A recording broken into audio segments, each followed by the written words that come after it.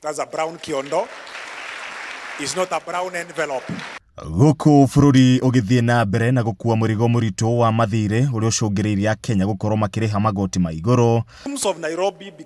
Uria wari muikariri giti wa kamiti ya budget Ndindi NYORO niokirire thirikari ni nyota munene uria iri naguo hari kuoya ngombo iria ugite ni murigo murito woigirirwo cianda-ini cia Wanjiku. So I would want to request all of us as the leadership, and especially those who have the opportunity to make decisions in the executive.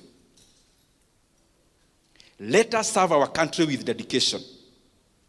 And let us not seek to give good narratives out there when the Kenyan economy is actually being teared down. Ndindi augite ihinda-ini riri thire wa bururi urugamirire ciringi trilioni 12.1 kuria kwa ihinda ria miaka 3 mihituku thirikari ikombete makiria ma ciringi trilioni 3.5. President Kibaki borrowed 1.2 trillion in the entire 10 years he was president.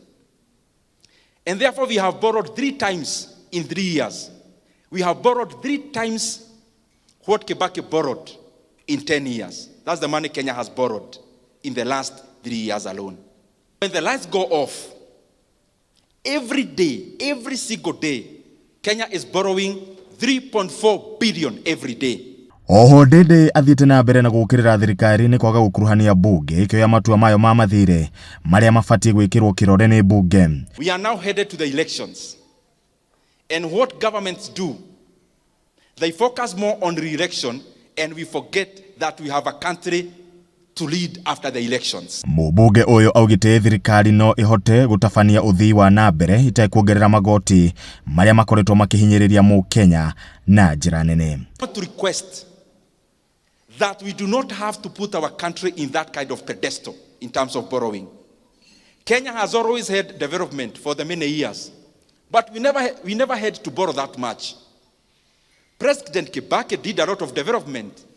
He borrowed only 1.2 trillion for 10 years. Where is the 1.2 trillion we are borrowing every year going? Ngiribotera Kameme TV.